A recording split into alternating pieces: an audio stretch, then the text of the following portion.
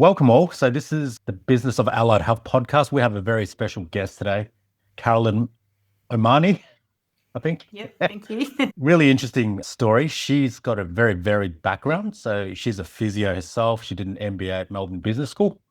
I think the executive program. She's also been in policy and for the profession, our profession, as the national chair of the disability group for 8 months, I think it was.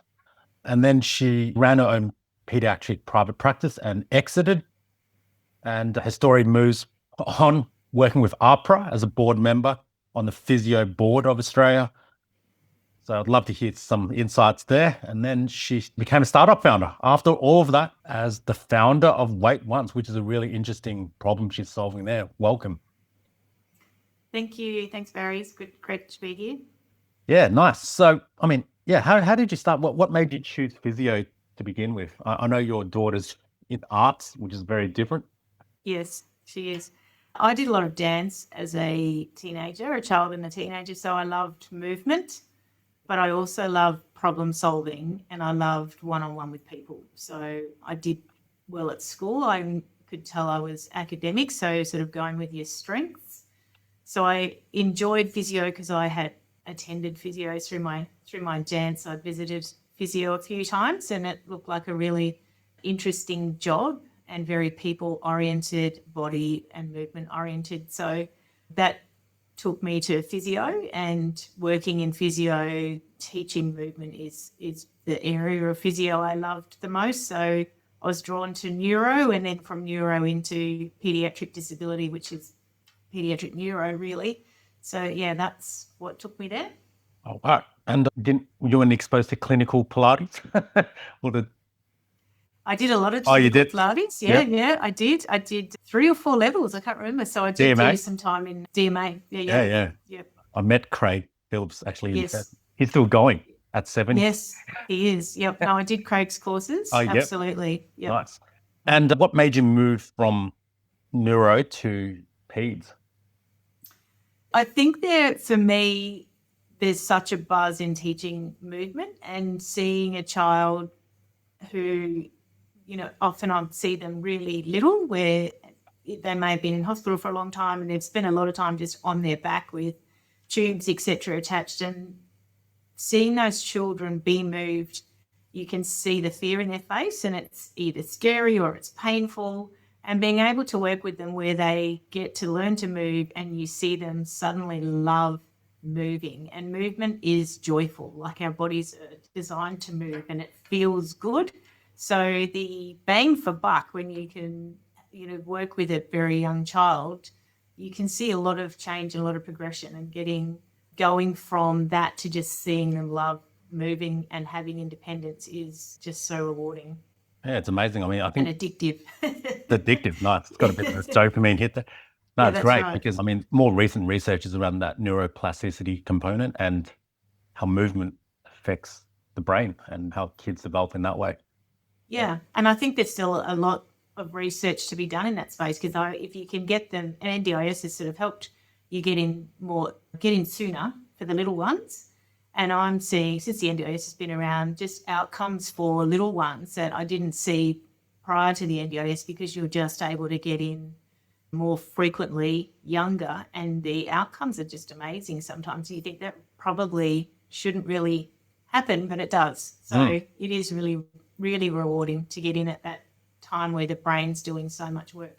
Yeah, so in terms of your sequence, I think, when did you do the MBA? When did you get onto the APRA board? And when did you start your practice? And when did you, the other thing I missed? So I'm on the NDIS Events Advisory Committee as well. Yeah, that's right. That's it. Yeah. So what's the sequence there? So if you could tell your story there for maybe other early career physios that want to follow a similar path as you, how did that happen? So my own practice came first, and that really came about out of a need to have a really flexible workplace.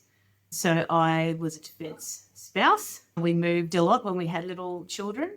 So one of the challenges was trying to, practice and keep my hand in, and you'd move to a new city, you'd put your name on the wait list for childcare, and by the time your name was coming up, you were moving to a new city again. So it was really tricky. So when I started my business, it was basically because I had 2-3 hour windows a week that I could work. And there was no job that was, as much as I asked and tried in the community pediatric teams, there was no job other than private practice that could give me that level of flexibility. So I started my own practice as a mobile service, and I literally saw 2 clients a week, one in each of those 3-hour windows as a mobile service. And I built my practice up as my children got into preschool and school, and my capacity got bigger.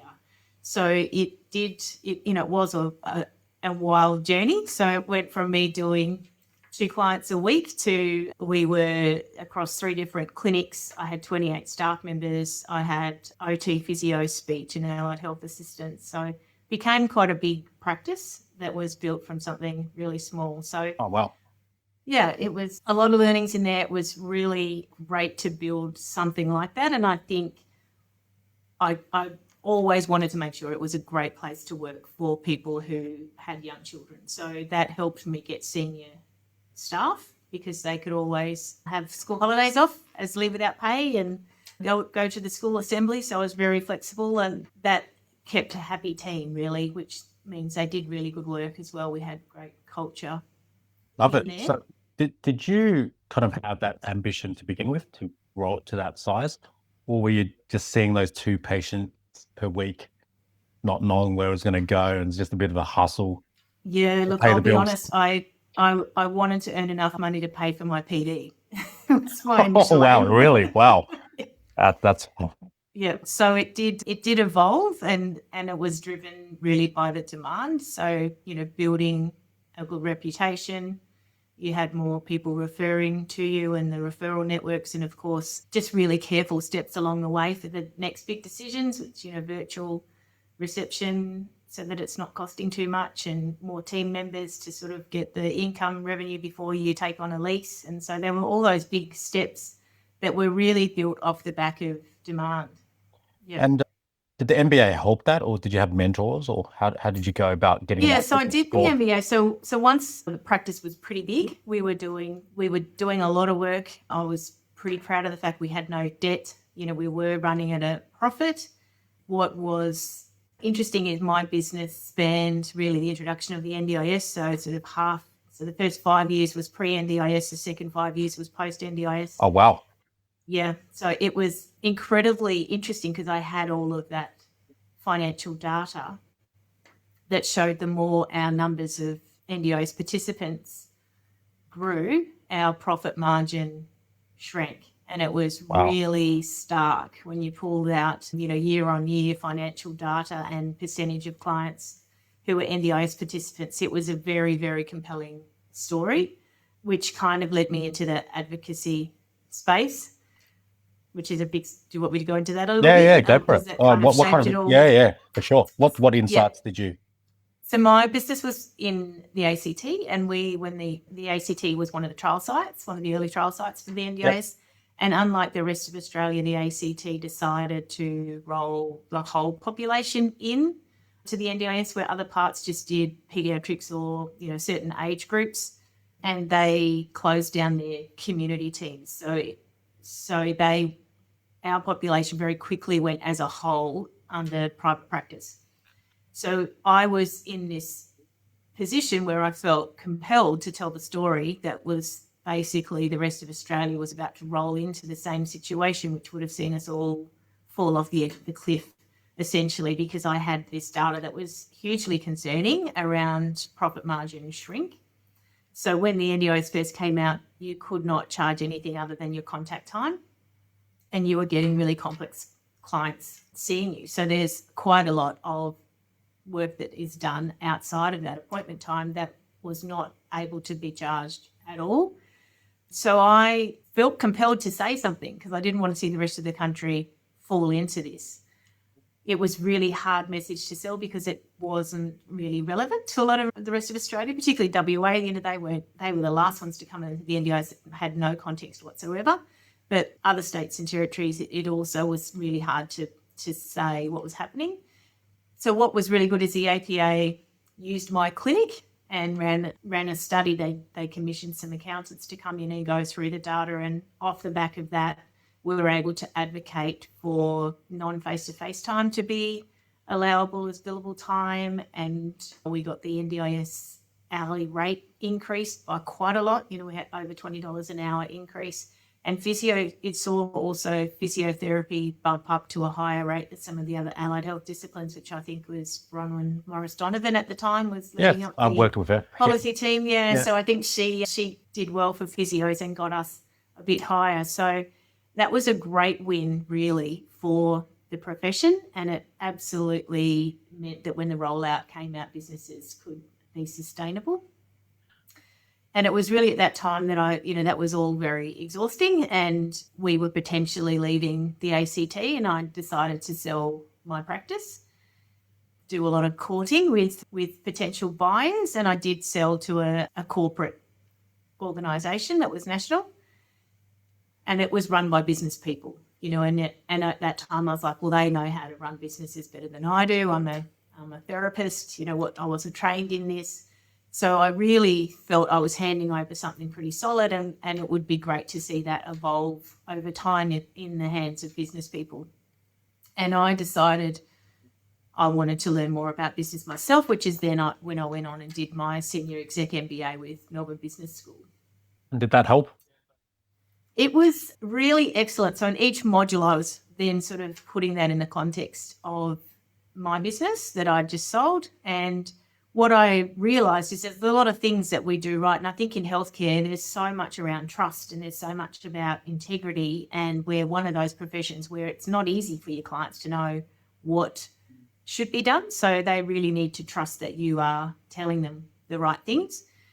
And it's very hard for a business person to come in and replicate that. So I think as business owners, we definitely have a place to be owner and therapist at the same time. So it was validating to see there was lots of things I did do right, but it was eye-opening to see that as an industry, we really have very poor tools or levers for our businesses to do well or to increase our profit margin. So I felt very far behind other industries that had such great tools and such great levers, particularly in the disability space. If you're working with complex clients, not necessarily disability, but complex clients for whatever reason, the evidence there that if you're booking up well ahead and you've got great demand and you're 3 months booked ahead of time or 6 months booked ahead of time, your client base is a really complex client base. And so they've got a lot of variability and unpredictability where things happen quickly for them, and they may need to change their appointments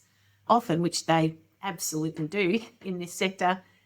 And without tools that allow us to move quickly with that and have variability and flexibility, what that does to our utilisation is it makes it even worse. It's the worst outcome, really, for utilisation. And it's seeing that play out in therapy for kids, really, my own practice. So it was seeing that we were just kind of going about things the wrong way and our tools were doing us a disservice, really. So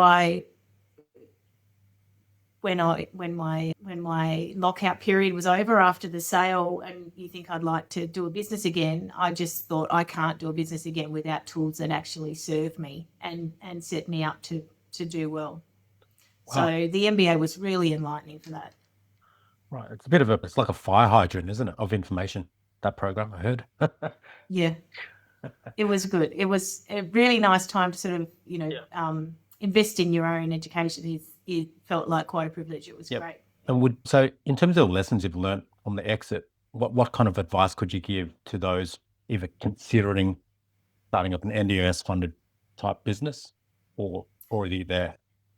Yeah, I think in terms of exiting, probably advice I'd give, to someone who was in my position is don't underestimate your ability to be the right person to run that business, and don't assume that a business person can do it better, would be my advice now. And I think there are a lot of business owners that know that message, and there's plenty that don't. But I potentially would have maybe done it a little differently if I'd had more confidence that or just gone with the education and come back to that later. But absolutely systems matter. And I know as physiotherapists, we focus very much on quality and having the right clinical skills, as we should. But that alone is not going to give you a successful business. You really need the right systems. You could be the best physiotherapist. You could have hundreds of people waiting for your services and be completely booked out and still not run a good business. So there's some really great business tools out there, and it's absolutely use them to support you is probably what I would, advice I would give. Would I be right to say that one of the key metrics you measured in your business is that erosion of profits, the net profit dropping, or is that so probably the key one I measured was utilization for every practitioner, every therapist, and that was really out in the open. Every team meeting we would bring that up and everyone could see everyone else's. We used it really as a case management tool. So the requirement was to be within a certain range of utilization, and either you needed to be bumping yours up or bringing it down. For some therapists, they were too high, which was also a danger zone. So everything else kind of came off that. So in terms of each therapist, I'd look at, the revenue to cost ratio for employing that particular person. But it's, we didn't have a high cancellation rate, but we did have a high reschedule rate, which really is around people getting sick and whatnot. And I would say we plugged it the best we could, but there were times where it just left such big holes. So I wouldn't say I necessarily teased that out at the time, although I've encouraged other practice owners to do that now. And it is, alarmingly huge for even a small to medium-sized practice. That can be hundreds of thousands of dollars in lost revenue and lost opportunity from scheduling. But I know we put enormous time in, to schedule a 3-month block ahead. We would be at least a month's worth of work in that for the admin team.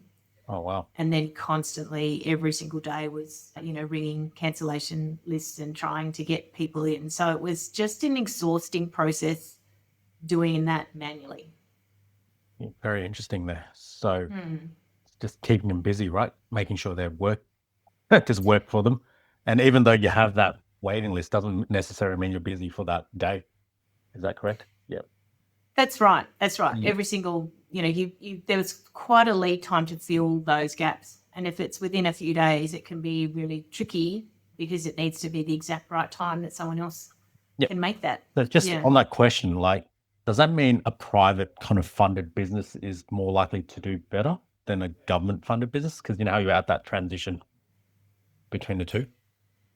It's really why I don't think I could do anything other than private now, because I like the agility that private practice has. You can move quickly and you do have that agility. So one of the things I've done more as I've become more experienced is see a broader range of clients. So in one of my roles, I was doing functional capacity assessments for really vulnerable people. So that sort of also moved into the space of people fleeing family and domestic violence, for example. And I recall it was a private business that I was working for, but even within that, their processes were really not very responsive. Right. So I was asked to do this assessment and basically told this person will be in a safe house for 48 hours. You need to get in that window so that you can do this assessment, or we're going to, I don't know when I can tee that up again for you.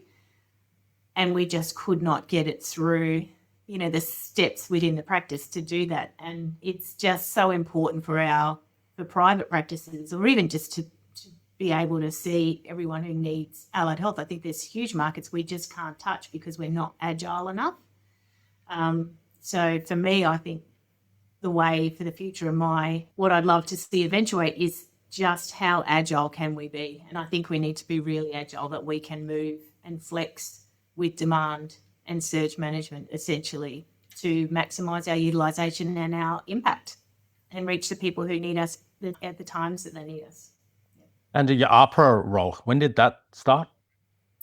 Yeah, so this is my second year on the physiotherapy board. Yes. And in doing my MBA, that really covered a lot of governance. And it was really nice to see the whole, the really big picture and where things sit and the importance of governance. So I guess it was sort of stepping through policy and then stepping through business structures and then governance.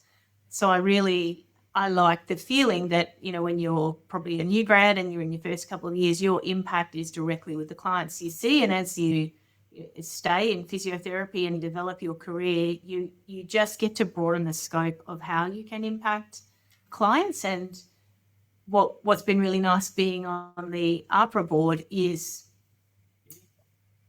it's really a way to assist physiotherapists to be the best they can be.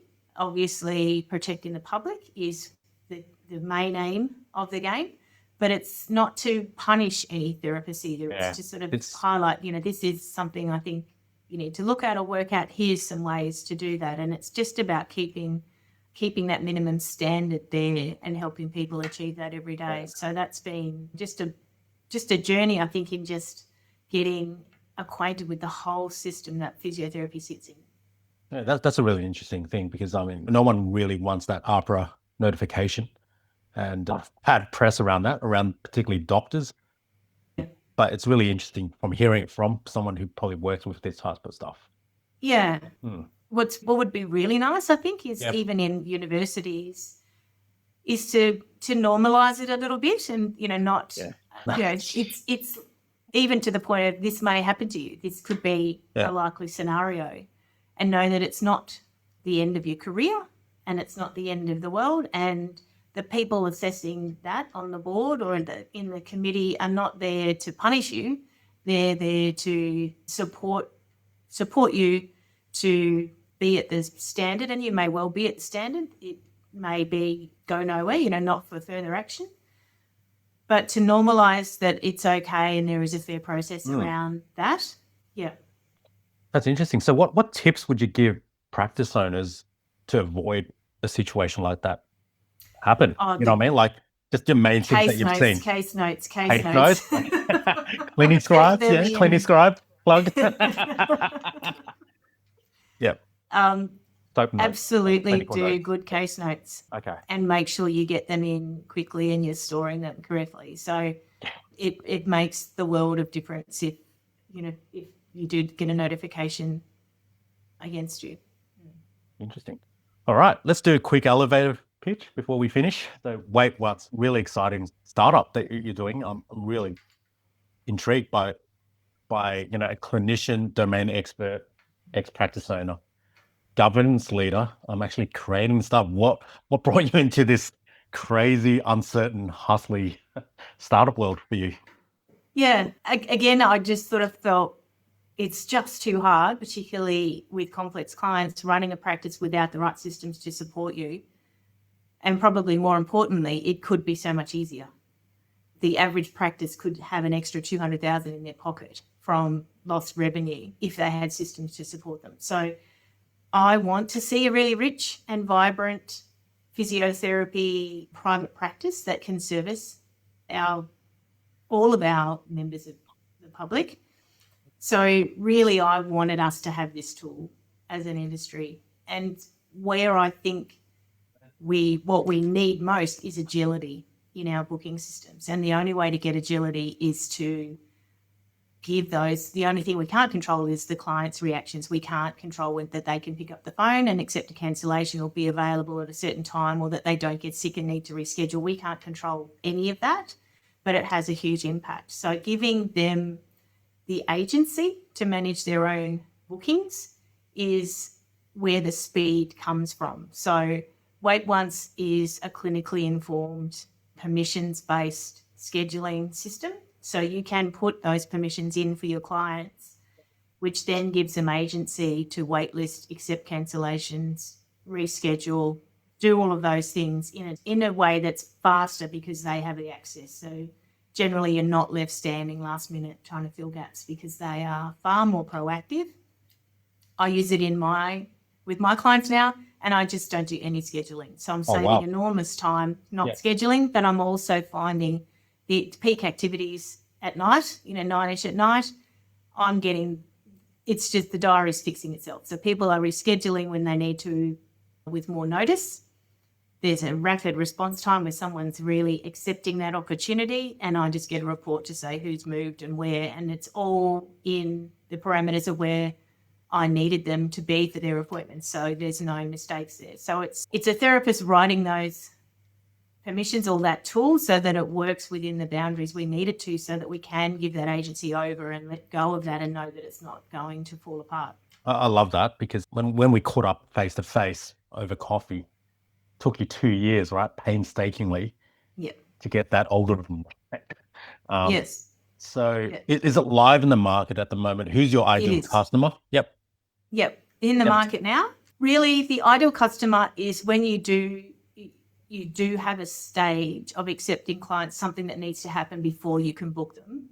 This is ideal because we have that gatekeeper where people can request services, but then there's a pause. They can't instantly see your calendar.